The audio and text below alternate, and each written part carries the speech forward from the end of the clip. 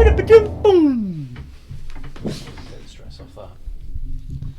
Yeah. Oh God, you have to get sneaking. You have to sneak in here, don't you? Yeah. Hello and welcome to episode 3 of the Building a Better Bowler podcast. So this is the third instalment in a infinite series of podcasts with not much purpose yet, but a lot of good information and enjoyable talks. Today we have got Craig Oswald. What would be the letters after your name, Craig? STD, STD, HIV, PSVE. I don't know. So Craig, who's going to talk to us about some movement, sort of therapy and things that interest me quite a bit around moving well, improvements in life, what is health, longevity. So I'm going to try not to rabbit as much as I did on my first one, and we're going to listen to Craig. So just one thing I thought I've kind of got a bit more purpose to what we would like out of every episode. So this only being the third, I'd like people to feel good, to laugh and to learn something. So I think if we can achieve that on every single podcast, hopefully that'll bring people back to listen a bit more. Craig's a fountain of knowledge, somebody I've learned loads from since really meeting him probably 11 years ago. Again, CrossFit related introduction. He opened the box in Mansfield, and it's the first CrossFit box I'd ever been to and the only CrossFit box I've ever going to go to. And I learned so much in the first year just about fitness and moving. I'd always trained, but not really with a proper purpose. And then since then, Craig's constantly expanding his knowledge on movement and the human body, and some of that rubs off on me in passing. So here we go, Craig. There you go. Is that a good enough introduction? Yeah, I think we've all learned though. We've all progressively learned. I think the only frustration I think that from all of us in that respect is that probably we wish to have started earlier. Absolutely. You know what I mean? Yeah. And I never understand that thing when people sort of say, if you were able to go back, to a time when you were younger and have the knowledge that you have now, would you? Is that really even a question? Yeah, of course you would. Of course you would. Why would you not? But on that, something that I've been thinking recently is, I wish I knew what I knew now. I wish the person I am now is because of the passage of time and knowledge and some shit experience as well as good ones. Yeah. And like, one of the things I've been doing about the podcast is, how do I pass that on to the kids? Well, you can explain a bit and help them learn, but the truth is, like, as a human, you've got to make massive cock-ups. You've got to learn. You've got to trial and error and experience the good and go through all of those things. Learn. Yeah, there's no character without the trials and tribulations. No, I don't think there's a quick way either. No, this you can be given information and learn it quickly and put that into practice. But there are certain pitfalls that you can avoid, but there are definite necessities of exposure that without that exposure, you're right, and that's quite an interesting sort of topic, really, isn't it? Because obviously, how do you become this person, that person, or build a well-rounded individual without giving them the exposure to those things? And unfortunately, kind of even from a sporting or kind of relaying it back to what we do here, the amount of people who haven't had that exposure from a young enough age in terms of movement, stress of movement, really struggle. It's huge, let alone from a character perspective, but actually in a movement perspective, and in a health perspective. We've had children who are in their teens that have had panic attacks because they've never been out of breath before. We've had children who have got upset because they can't do something. If you don't expose people to a stress in whatever format, they're not going to be able to grow from that or build from that. But yeah, it's quite and I think like you're saying of kids, the two things that sort of came straight into my head then was, the first was kids having a panic attack. I know from my little coaching with the rugby team. Yeah. We've got kids, so all different levels, but some who come up. We had I think I've told you this, a tackle pad, which is, let's say, 6 inches high by 12 inches across, and it's a soft pad. And we had a couple of children who couldn't sideways hop over it at the age of 9. We've progressed them, they're moving, but when I saw that, the fear, that I realised how little movement and exposure to activity they'd had up until that, and I was like, shit, what we're gonna, like, it was a big, it shocked me how poor that was. For them it was a big deal. And then, like, now obviously we're much more physically fit than a lot of people our own age, but possibly when we were kids we were out and about and doing things a lot more than kids are now, and it's becoming more sedentary. So I'm sure you'll see a polarity in children turning up to the box if we carry on, from those that have got parents who aren't going, or are forced out the door, or go out and do things, to those that don't do a thing at all. And the less you move, the more challenging it is, isn't it? So they're going to be coming into the box, and panic attacks are probably the least. Well, yeah, I mean, the difficulty is that we're very much in a bubble here. We only see those individuals that are willing to take that step, or who have already taken that step. And so I was always very biased when I went off to study for osteopathy.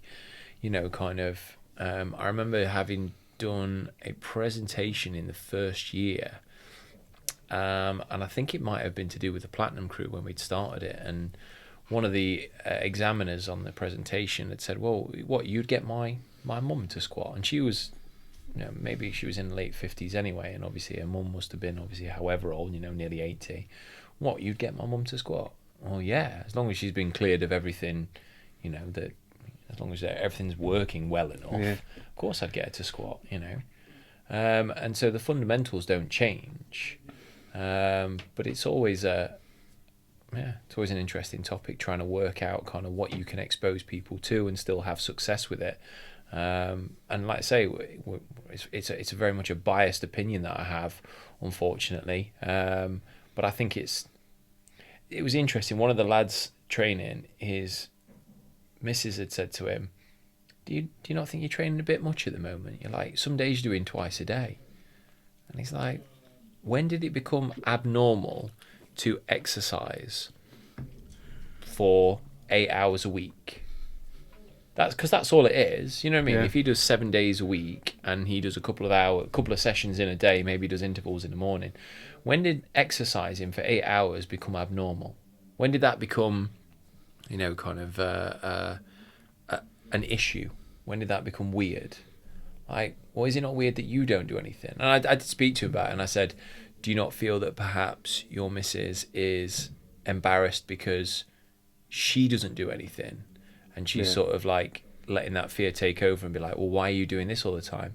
And is it highlighting a crack between your relationship? You know what I mean? I was going to sort of say that it's that there's no overtraining, there's just under resting, which is something I really believe, because if your body can take it, then you should be moving as much as possible. And it's only because we've become so sedentary in our lifestyles and in our jobs that we need to be training as much, because when we had physical jobs there was not a need for exercise. You're active all day. The amount of people that come for treatment and they'll do 15,000 steps a day when they go on holiday. And they'll go, I've been away, I've done 15, 18,000 steps a day. Came down, feel great. Maybe. And they're like, and I've had no symptoms. And you're like, yeah, there's a correlative there that you're not quite catching, isn't there, really? Let's be honest. And then you've come home and you've done 2,000 steps today. And between those steps, you've been sat in a semi-fetal position over a keyboard, but it isn't like hunched over, or you've been sat in your car in the same position, or your sofa. So, I mean, like on the overtraining thing, I know Rebecca and I both promote each other doing in front of the kids. Exercise is, and we've been up and down with that. We've not always been.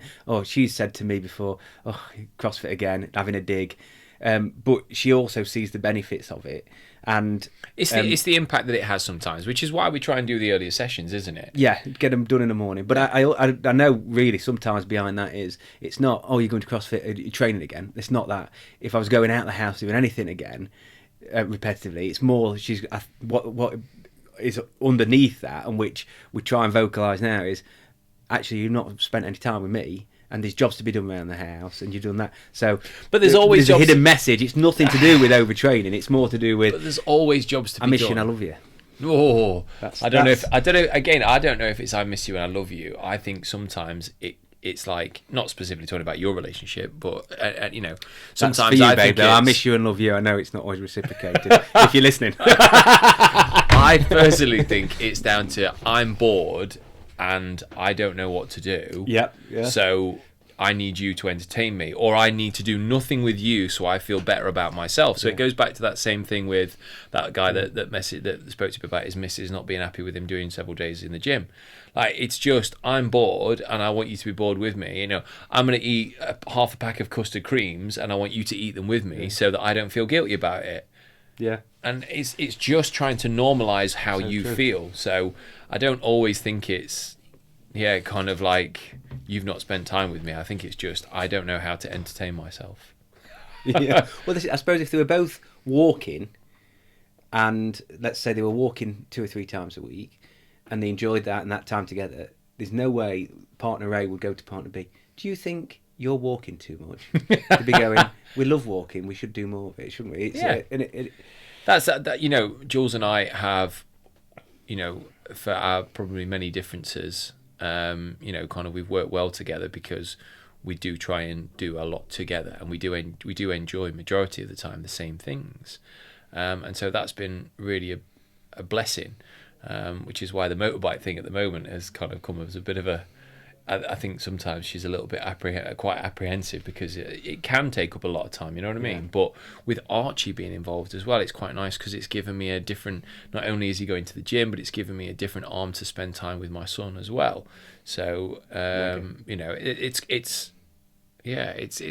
although it's, yes, I appreciate that there is a danger to anything, but there's a danger to everything, isn't there?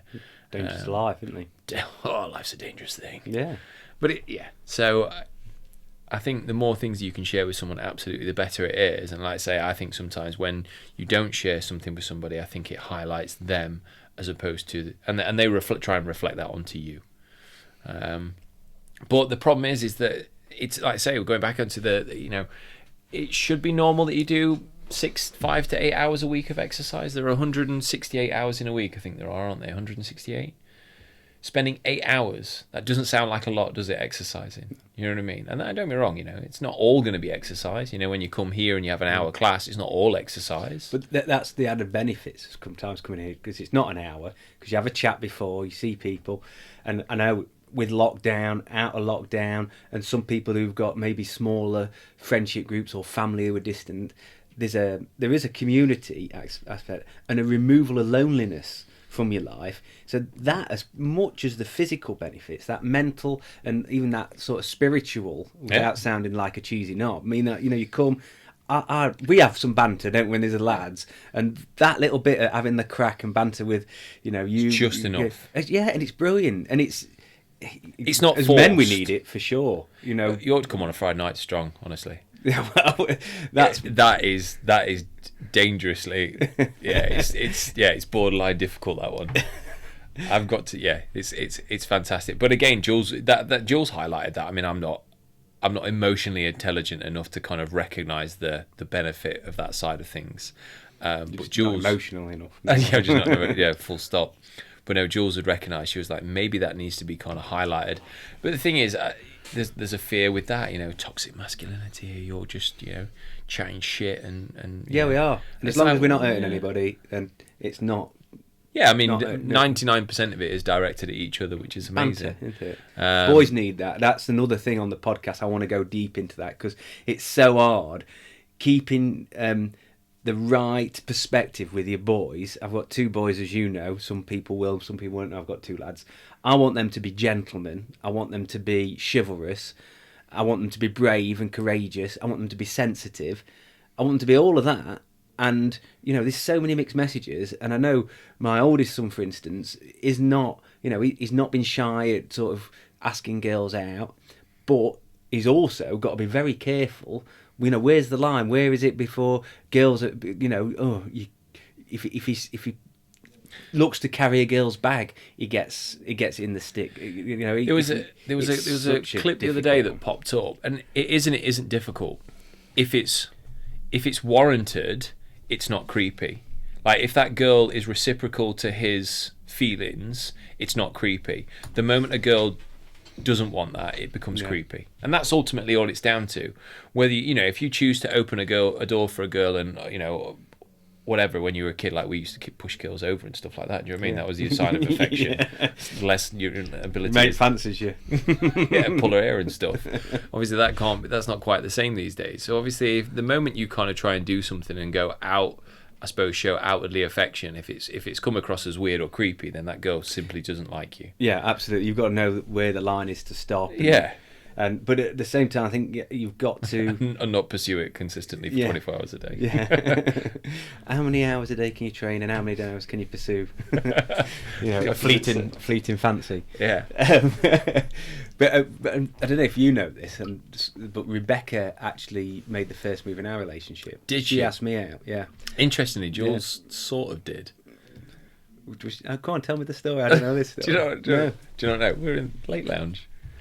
And basically, I think one of her friends, Kerry, was at the bar with her and turned to her and said, "Ask him if he wants a drink." And then that was literally... So just pour this into it, it'll be fine. Yeah. You not know what happened. I woke up the next day, and that was it. Wedding ring.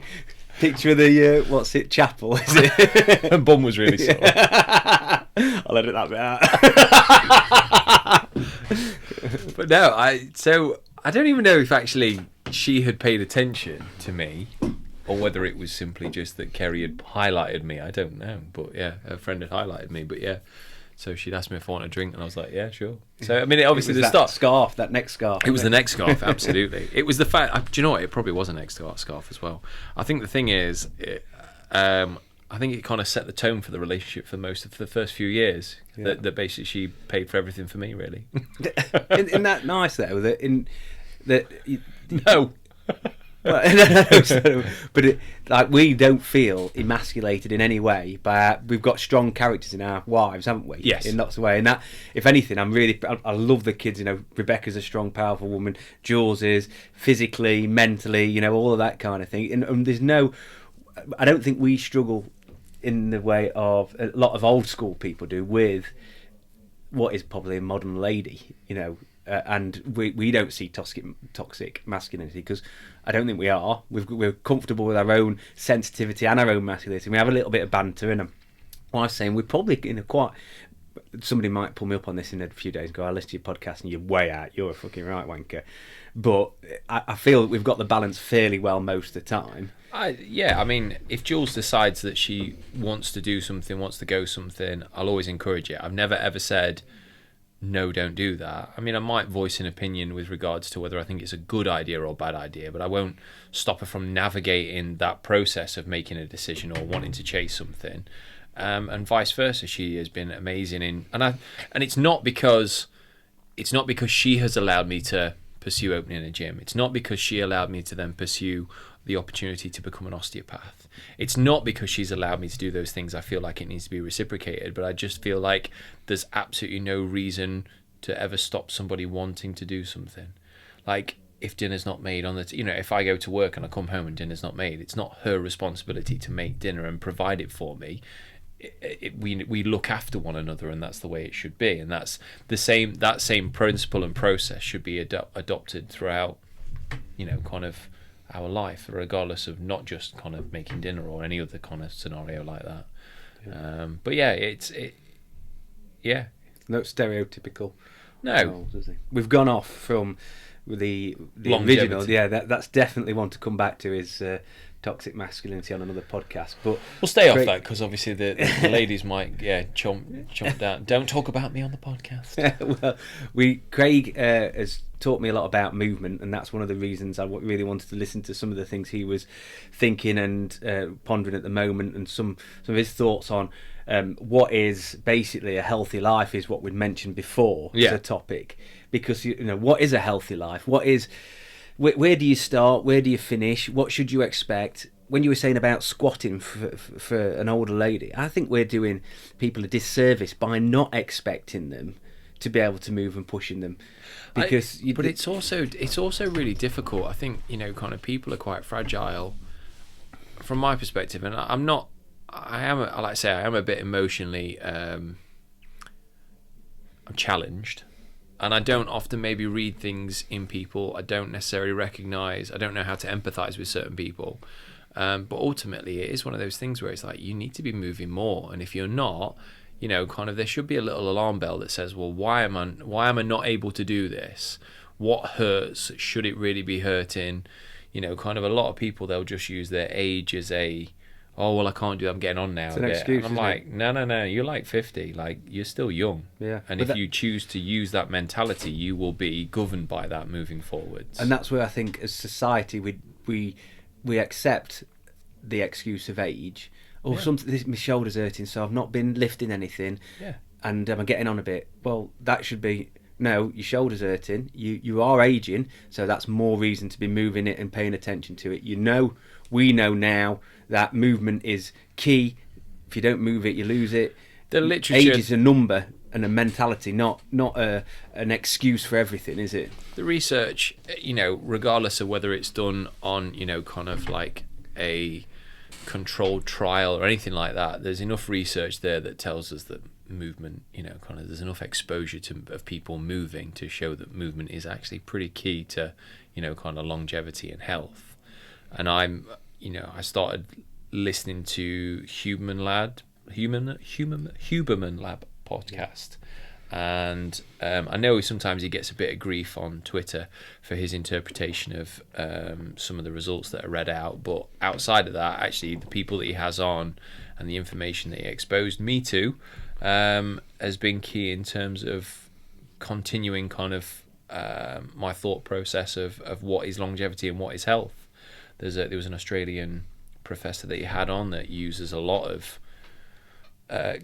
chemicals in order to kind of prevent degeneration. One of the biggest people that have influenced me, I suppose, recently is a guy called Dr. Peter Attia, who has his own podcast called The Drive.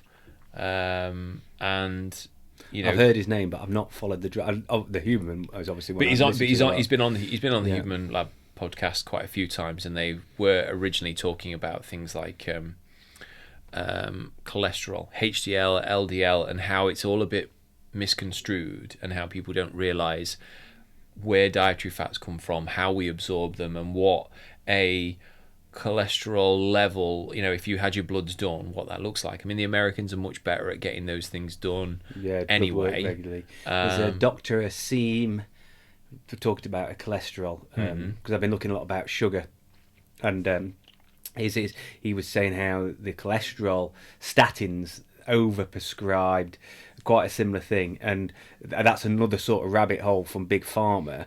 But also we've come to believe that cholesterol is bad, but you need cholesterol. You know, you've got a cholesterol layer in the brain, I believe, that covers the brain that needs a certain amount. And I mean, don't get me wrong, there's a difference between fats, like as in trans fats, and, you know, kind of like there are good fats and bad fats, absolutely. But in terms of cholesterol, there's like, my understanding is that you don't actually absorb it from dietary foods. Like the chain of the cholesterol chain as well, the cholesterol levels. It can be, yeah, absolutely. But it's about the way your body absolutely kind of uses it, and the other thing, there's a lot of other chemicals within the body that are ultimately going to impact your own cholesterol levels. But actually, dietary fats that you consume, the chain is too large, the molecule chain is too large to actually be absorbed. So most of the dietary fats that you consume, you don't absorb. The fats that you make in your body come from the liver, and ultimately there are other parameters that affect the type of fats that are made and how well they are used within the body. But it is all down to exercise and diet that kind of influences them. And so the better you can be with those, the more of an influence it's going to have. But literally simply just kind of consuming, you know, kind of a particular product because you have high cholesterol. Like, if you can make the changes, I treated a patient earlier that was told he was diabetic, and then now he's, you know, cut out the sugars. He was fasting for a bit and lost quite a bit of weight. He's training at the gym 5-6 days a week now, changed his diet, and then he's now in that sort of pre-diabetic stage. And there's lots of different things. One of the guys that I was sort of referencing earlier, this Australian fellow, I think he's a Harvard professor, but he takes like something called metformin, which is a pre-diabetic drug, and in the UK you can buy it over the counter. Like you can get it from the internet. Yeah. A friend of mine's just started taking that, and she's seen weight loss and some other. Well, the thing is, it's going to stop stressing the pancreas so much.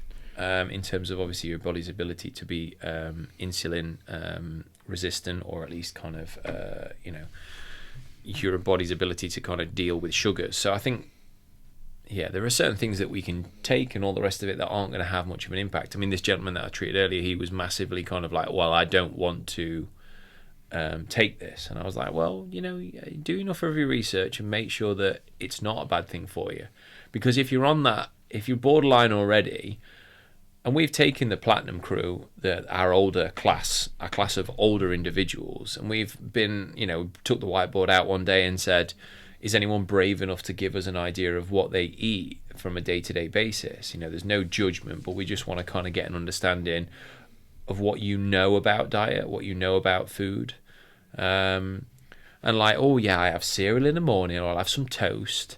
And then I'll have a cup of tea and some biscuits, and then I'll have a sandwich and what do you have on your sandwich? Well, I'll have a little bit of a salad, and I'll have a sandwich, and my sandwich has probably got, kind of like whatever it might be on it. And then we say to those people, right, okay, so we write down what you've had. Okay, can you tell me whether that's a carb, fat, or a protein? And then 90% of what they've eaten prior to their evening meal, which is normally kind of some form of meat and veg, is 90% carbohydrates. Yeah. And they had no idea, because they're still living with that theory that like fats are bad. Well, I have semi-skimmed milk on my cereal because you don't have fat. You know what I mean? Like, well, yeah. Okay. The decrease as the diets of the population changed and moved away to lower fat diets, and there was a decrease in heart disease, ran parallel to the reduction in people smoking. So as people have smoked less, which has been a big improvement in health, there's no arguing about that. There's been a reduction in heart disease, but they run simultaneously with the change in diets and the change in what was prescribed as diets. So a lot of the theory on the diets and where evidence has been backed up is also skewed by the fact that we've got huge amount of society no longer smoking.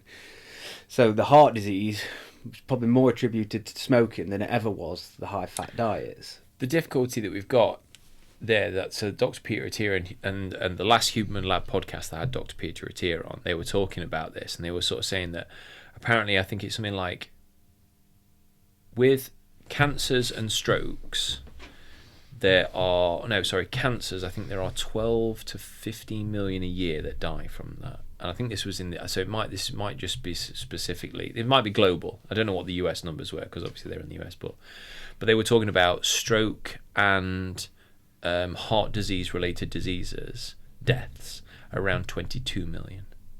They were saying the problem is we're all trying to fix cancer, but if people change their diet and exercise more, it would actually change a lot of those parameters anyway. Yeah.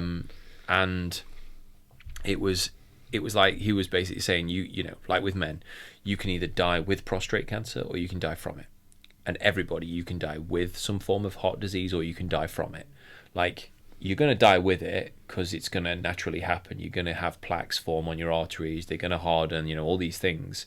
But you can accelerate that by, you know, choosing to eat crap and not exercise. But that on the first podcast was a little bit of me bumbling, but it was about that, like basically, you know, high sugary, starchy foods of all these sort of areas, but how you can limit that glucose spike because of the damage that does, but also reducing it, removing it from your diet, and then going on to what the kids eat. And unfortunately, when I look at my kids' diets, they're very similar to what I would say is a bad diet. What do you have for breakfast? If we're not careful, they will. They're fairly good with some input, but left to their own devices, they love white bread over brown bread. They like Cocoa Pops and cereal. We make sure they have protein in the morning if we can. If it's a fight, we don't always kick off about it. But, you know, a good day would be they'll have a protein shake.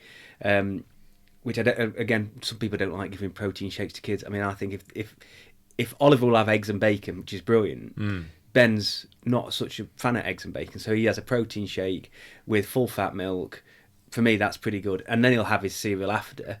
So at least he's got good fats and protein in the body. But then he'll go to school. You know, the snack at school, maybe a piece of fruit or maybe something carby. The dinners at school aren't bad, but when you look at it, you know, there's a pudding, there's a carbohydrate, there's a small amount of protein that... There's a possibility to grab whatever crap drink that they want. Yeah, sugary drink again as well. And then they come home for tea. Tea's a good one for dinner's really good for us, always good.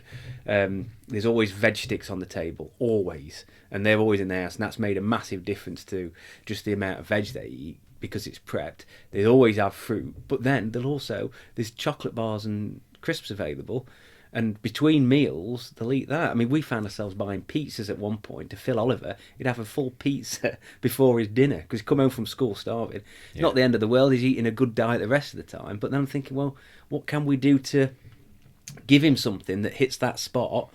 But the truth is, processed food is so tasty and so easy to get to. Nothing else quite it's the spot, does it? You know, that's the only time that sort of like that sort of veganism kind of ever kind of like spiked my interest. Not veganism itself, but just this idea of trying to be more adventurous with foods, and then obviously trying to make the foods that aren't always necessarily the tastiest, make them taste better. Yeah. You know, and I like that. I love that idea. But, you know, kind of then missing out an entire food group, then that's just seems ridiculous to me, especially when I think as a short-term fix and to reset the balance, it's really good. But I would say cut out all processed foods, not forever, but anything sugary and starchy. And then all of a sudden, after let's say 3 weeks of not having any sugars, I know this from experience myself. So I obviously experiment with high-fat, low-carb diets. If I cut out all complex carbohydrates, I crave them a little bit. But when I start having anything sweet, I only need a small bit of dark chocolate. I only need like a small bit of bread when I start back. It's like a reset, because the more processed food you eat, the more you want it, the more you crave it. And then sugar's one of those things that if you have something really sickly sweet, it makes you feel sort of horrible. But if you're constantly eating that kind of food, you can easily polish off a full dessert and another. If you don't very often have it, it's like, you know, it's an acquired taste almost. Yeah. So you build up, and so I do think with letting people enjoy processed foods as and when they want's a great thing. But when you find your diet's drifted over to that point where, you know, you're eating lots of crap, a reset all of a sudden does rebalance everything, and it makes that food tastier again when you go back to it. Yeah, there's definitely changes your palate in that respect. Yeah, massively. No, I don't know whether it's laziness. He's a bit of a strange little monkey at times, but our youngest, he will fast in the morning quite often. Do you want any breakfast? Do you want any cereal? No. And I make porridge on the hob. Because Jules will have it, I'll have it. Archie will sometimes have it if he's not in a rush. But Noah will often have porridge, but there are times then most of the time he won't eat in the morning. It's not a bad thing though. And again, it's not a bad thing. No, he doesn't. He clearly doesn't need it. You know, it's not like he's underweight or anything daft like that. So it's certainly not a bad thing. And if it's just a way of mitigating the amount of calories that he puts in, because he won't make the best choices. He's a nightmare for making good choices in that respect. But he's an active kid, so I don't let it slide too much. You know, kind of course, broccoli doesn't taste as good as, you know, kind of pizza. Pizza, yeah. French fries. But it's a challenge in that respect. But yeah, I'll let him make better decisions when there's a bit more of I don't know what's going to make him more conscientious. Age, probably. Girls. Is it social construct that makes him, you know what I mean, like the people that he surrounds himself with? Obviously, Archie has changed his. It's pursuit. I think. For me, this difference I've seen in Oliver, and now Ben's coming along, is they saw how fit Archie looked. They aspire to look like Archie. They've said it in not those words, but reading between the lines. Yeah, I want to look like Archie. No, Ben said exactly that to me, and so has Oliver. And Oliver obviously wants to. he is not the biggest and most developed 13-year-old. He wants to look like a jacked, 16, 17-year-old. So he understands to get there, he's got to eat better and he's got to train. So now he's doing that. Luckily, I can guide him a bit, although he doesn't listen to me much. He's got an understanding way more than I had at his age. So he's putting in things to look better. So it comes, I think, as puberty hits and you sort of But like you said earlier, like maybe sport. even though like he's not listening to you, maybe he's got to go through those trials and tribulations, of kind of making errors. Is so much more knowledgeable, determined, and able to make a right choice on food than I was at his age. I mean, I had no idea. I thought tuna mayo sweet corn sandwiches was a good, great. What, is it not? Well, it tasted all right, but I didn't know. I didn't know how much protein. I just thought it's got fish in it. It's going to make me big. You know what I mean?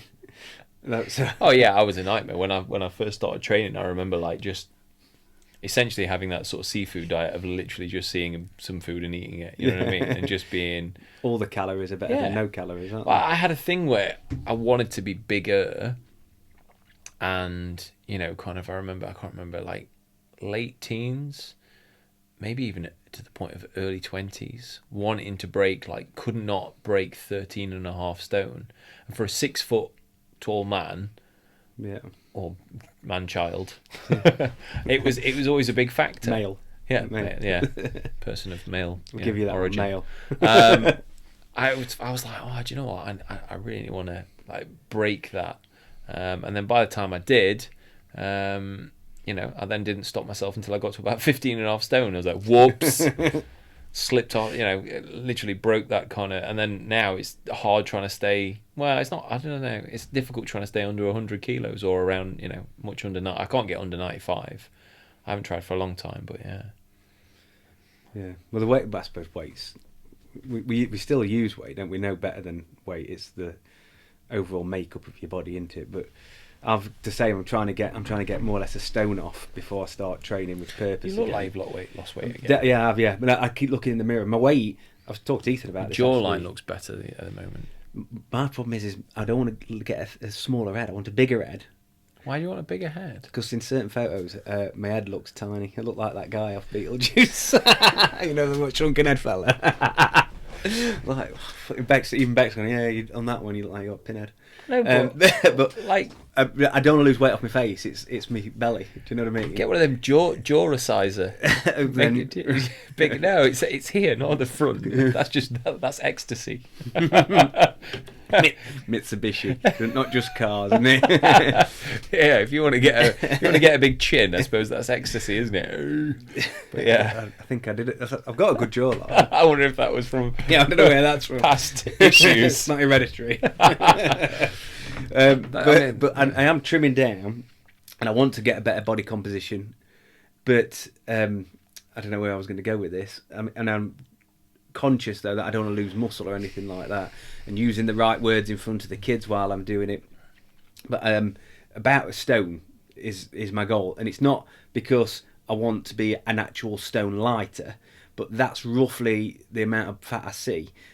So I was talking to Ethan about it, and he said, "Oh, what are you weighing in at?" And I said, "Well, it's between this and this, but I know the heavier side is when I've not slept so well, and I've had quite a lot of water as well." And the lighter side is probably I've actually slept well, or I've had 2 shits in the morning, not had much water, and it's I'm a bit trimmer. But basically, I look in the mirror, and if I think, yeah, I can tell over the week, not just the day, few days, because some days you look and you think, oh, I look crap today, and you don't really. It's just a general feeling of sluggishness. And other days I'm like, most days this is, in fact, every single day, apart from maybe one, I'm like, you fucking look great. So fucking gorgeous. I've had difficulty trying to kind of having work now 6 days a week, doing osteopathy stuff and kind of squeezing in, doing some coaching and trying to. You're busy. You didn't mention you. Yeah, I don't. Yeah. Like the drop off in training for me has been horrendous. Like I didn't train Saturday, didn't train Sunday, so I'm gonna go downstairs in a shortly, and try and get an hour in. But maybe I used to have 90 minutes.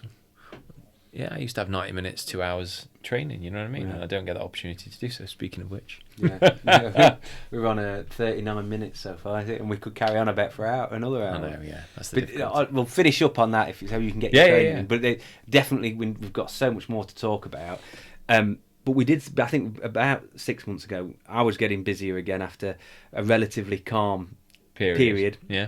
You've obviously been busy and getting even busier, and we were like both saying, unfortunately, we can train still, but if we get too hung up about the fact that maybe our PBs aren't there, we're not as strong, yeah. then but we've got we didn't get negative about it. We're just like, okay, we can't be where we were because that was taking a lot of time, but we'd still be good and fit and move, can't we? Yeah, I think the prioritising the consistency, I think for me is just kind of, if I can I've got no problem getting up early.